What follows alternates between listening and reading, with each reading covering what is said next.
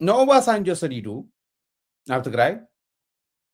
ነቶም ባንዳታት እውን ኪዱና ሚድያ ውፁ ግፋን ይህብ ትግራይ በሉ ስለ ግፋናይ ትግራይ አውሪዩ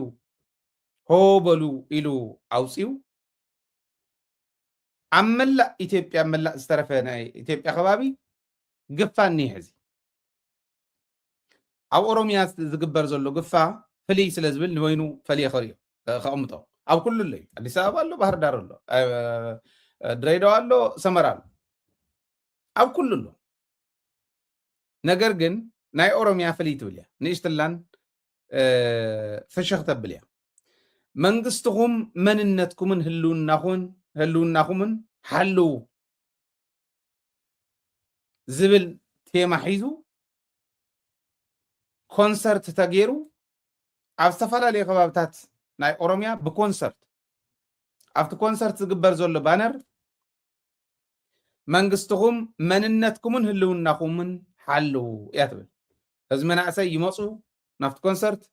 ካብኣ ዝወሰነ ወሲኑ ዘይወሰነ ከዓ ተገፊፉ ይኸይድ እዚዩ ኣብ መላእ ኦሮሚያ ዝቕፅል ዘሎ እዩ ብርክት ዝበላ መኻይን መናእሰይ ሒዘን ነናብ መሰልጠኛ ማእኸሉ ኣትዋ ከም ዘለዋ እውን ኣብ ዘን ከባቢታት እዚአን ዘለዋ ኣብ ዘን ናይ መሰልጠኛ ማእኸላት ዘለዋ ከባቢታት ዘለዉ ፍልፍላትና ነጊሮምና እዮም ኣብ ጅማ ኮንሰርት ተገይሩ ነይሩ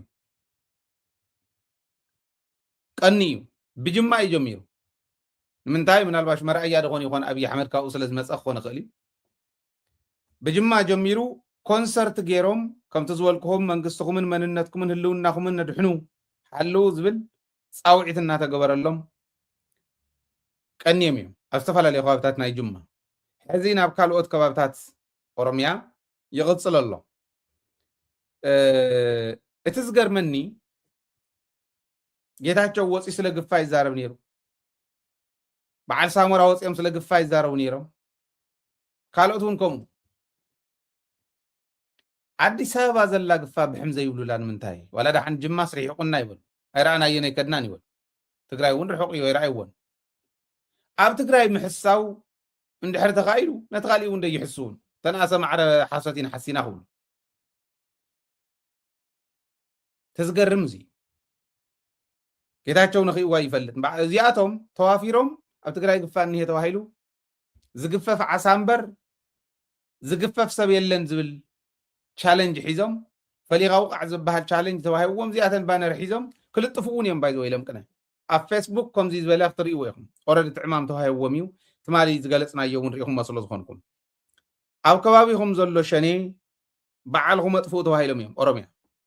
ስለዚ ምልሻን ፍሉይ ሓይልን ኣድማ ብተናን ናይ ኦሮሚያ ንሸኔ ተመዲብሎ ማለት ንሶም ሸኔ ዝብልዎ ንናይ ኦሮሞ ናፅነት ኣርሚ እዩ ባይዘወይ እንዳሰፍሐ ይኸይዱ ብጣዕሚ ንዓበየ ይኸይዱ ብጣዕሚ ነዚዩ ብምልሻ ብፍሉይ ሓይልን ብፖሊስን ክትሕዝዎ ኣለኩም ተባሂሉ መከላከያ ወያነ ሳያጠፋ ወደዚህ አይመለስም ስለዚህ እናንተ ራሳችሁን ማጠናከር አለባችሁ ተባሂለው ስለዚህ መከላከያ ዝመጽእ ዘሎስ ወያነ ከጥፊ ማለት ወያነ ከጥፊ ዝመጽእ ዘሎ ማለት ግፋ ጥራሕ እንታይ ኮነ ሕዝነ ኦባሳንጆ ናውዚ ሰዲዱ ግፋ ይገፈለ ኢና ንብል ዘለና ሰላም ዝደሊ ደኣ ግፋ ይገፈፍ እዩ ዋላ ስቂላ ጥራሕ እንተ ትኾን ኢትዮጵያ ሰራዊት ትግራይ ካብ መሬቱ ወፃኢ ሓንቲ ስድሪ እውን ክኸደ ይኽእልን ሓንቲ ስድሪ ተፈጥሮ ስለ ዘይኮነ ናይ ህዝቡ ሕቶ እውን ስለ ዘይኮነ ሕቶ ህዝቡ ሒዙ ዝኸይድ ስለ ዝኾነ ስለዚ ሓንቲ ስድሪ ከም ዘይኸድ ይፈልጥ እዩ መሬትና ንኸይነ ምልስ እዩ ዘስልጥነልና ዘሎ እምበር ትግራይ ናብ ካሊእ ከባቢታት ኢትዮጵያ ከይዳ ከይትወግኦ ይኮነን ይፈልጣ ስለ ዝኾነ ይፈልጦም ስለ ዝኾነ ከም ዘይገብርዎ ስለ ዝፈልጥ ንሱ ኣስጊእዎ ይኮነን ክብለኩም ደልየ ሕዚ ካብ ግፋ ሓሊፉ ድፋዓት ይኩዕት ኣሎ ሓደ መግረም ዜና ክነግረኩም ኣብ ምብራቅ እዚ ናይ ኢትዮጵያ ወልድያ ከባቢ ናይ ሰብ ሃፍቲ ኤክስካቫተርን ዶዘራትን ዘለዎም ሰብ ሃፍቲ ኮንትራት ውዕል ከኣስሩ ምስ መከላከያ ፃውዒት ተገይሩሎም ኣሎ ኮንትራት ውዕል ከኣስሩ እዚዩ ናይ ኳዕቲ እዩ ናይ ኳዕቲ دفاع كعد مالتيو انتهي عينت غداغد يسرحهم زلو زعدر ايو سغاتهم فرحديو امصيوس ناي بحقي نمزنغع يليو كنزاناغع يخوليوم لموون كيولنا يلوم كزاناغع يخوليوم تغاري دمصيو ويس ناي بحق فرحي امصيو زولكو نزي دفاع يقعد الله سبهافتي اكسكافاترن دوزراتن زلواهم دفاع ناي مخعت وعل كفرارهم مس سراويت إثيوبيا مبرق الزي محمد تسمى يزمرحو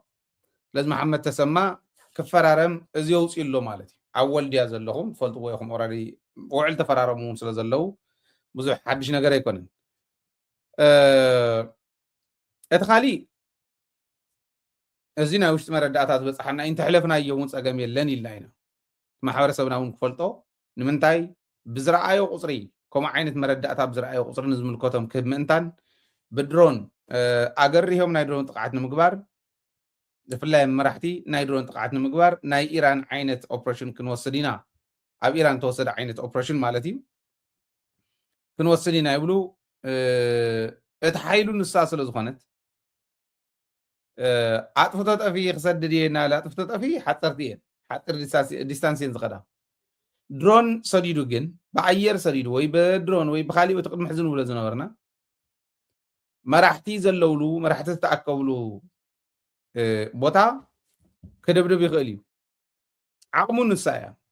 عطفتو طفي لونتن درونات مبر عطفتو طفي أبي حمد يوعد مغنياتو كومزي عينت مسحتار بزغور اللقصري موتون داك لا طفي زغيد ንምንታይ سؤال زري يلن سؤال زموت يلن صباح እንዳመፀኹም ዚ ክፅሕ ትረካ ከሎ ኣብ ዓጋም ዝተፀግዐት ቆልቋል ስለ ትኸውን ከምኡ ኮንካ እንዳነበዕኻ ካብ ክትነብር ንሓደ ንመጨረሻን ግዜ ዝሓይል እዚዩ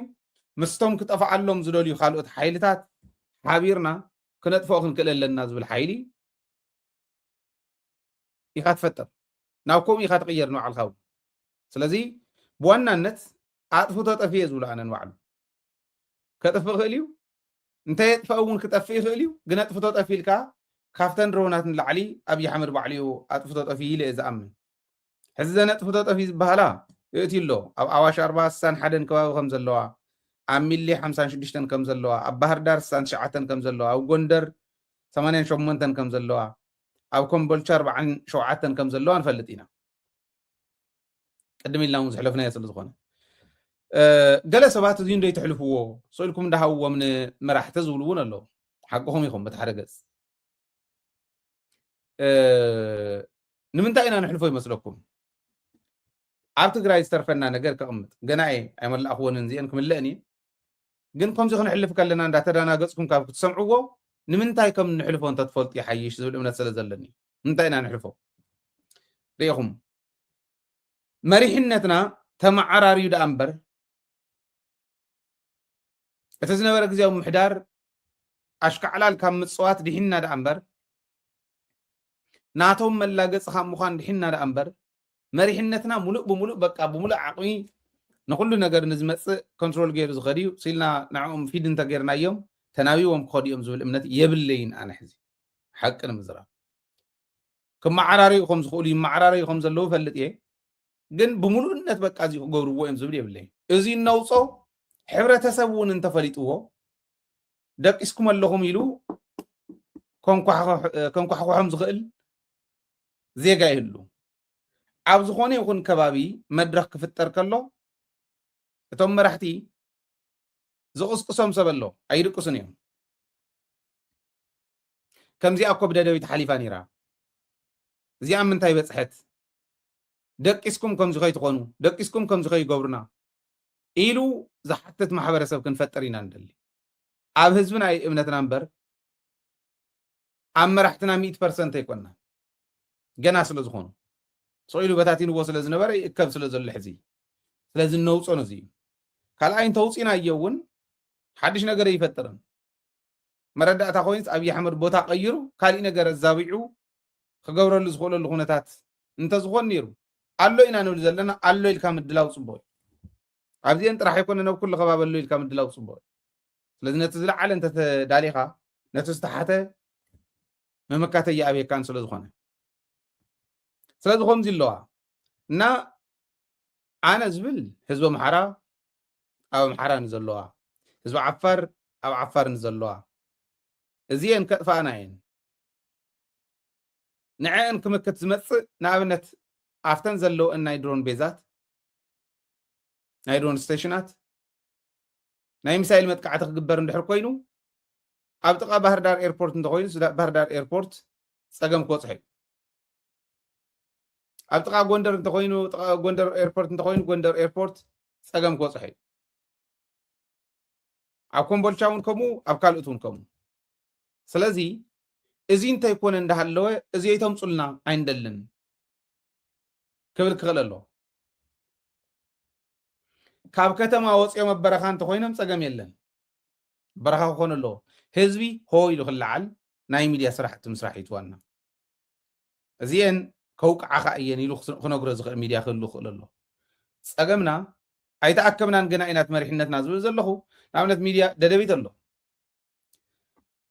መላእ ህዝቢ ትግራይ ካብ ጫፍ ናብ ጫፍ ካብ ደደቢት ንላዕሊ ዝሰምዖ ሚድያ ይብሉ ካልኦት ኣይስማዓን እንተይኮነስ ደደቢት ኣብ ቅድሚት ዘሎ ሚድያ እዩ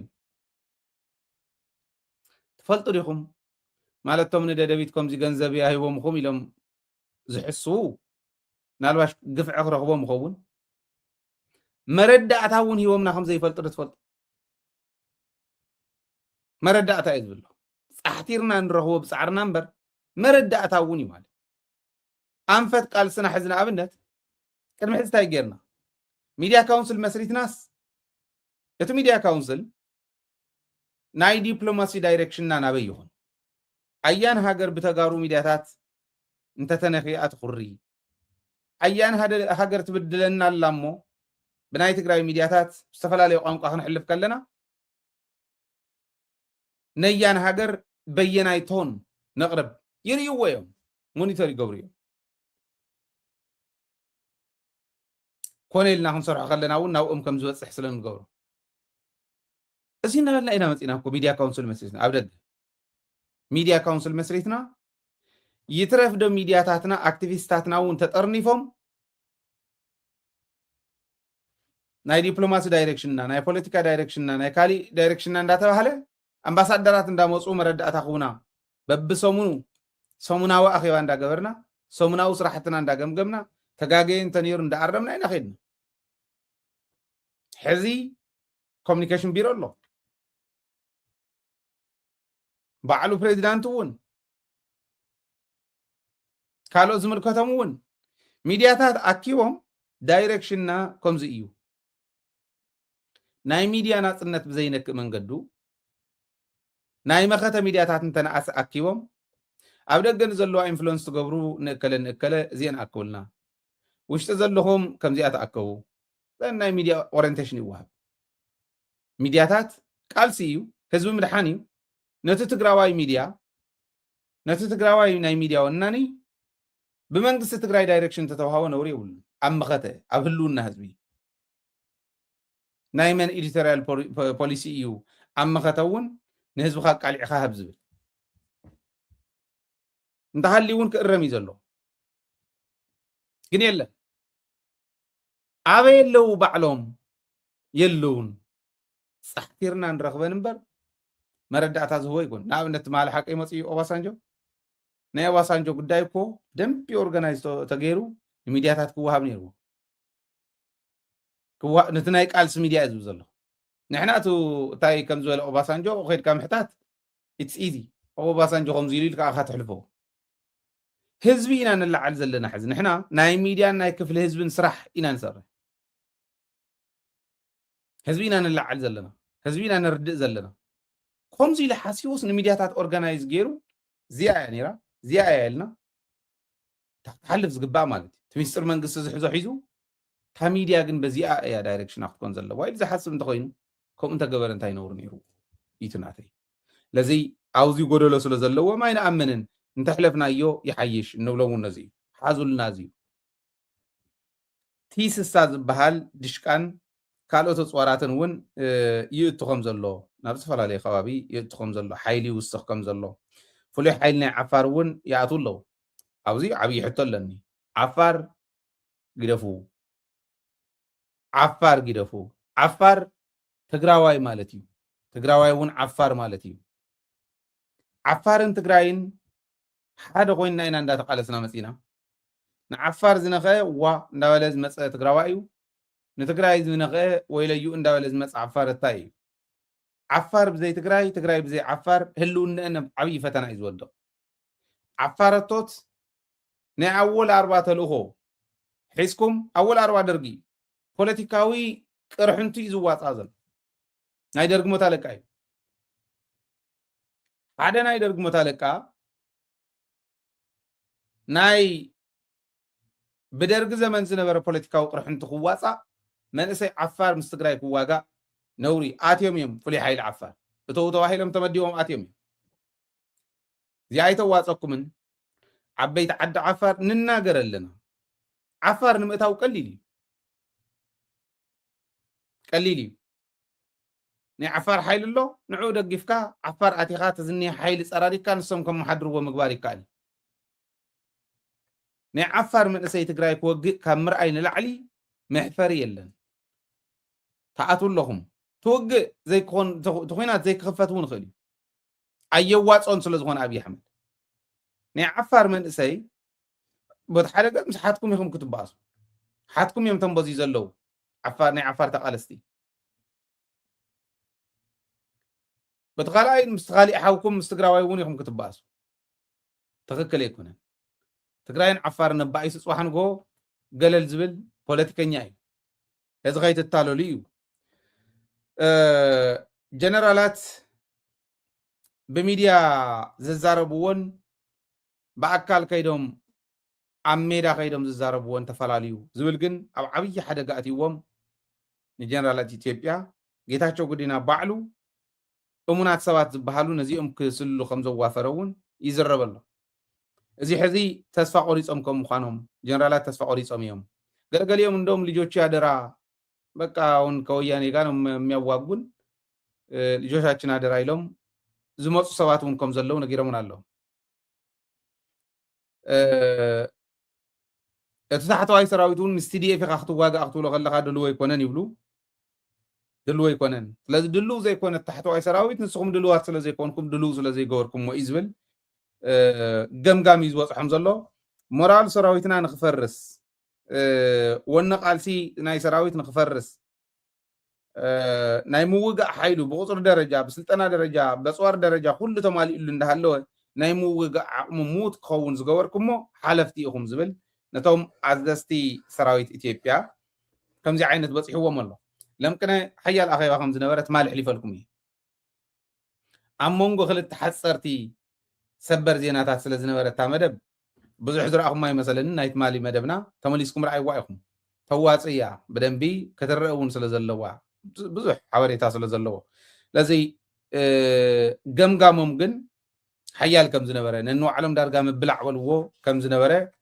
ሓቢሮምን ኣለዉ ማለት እዩ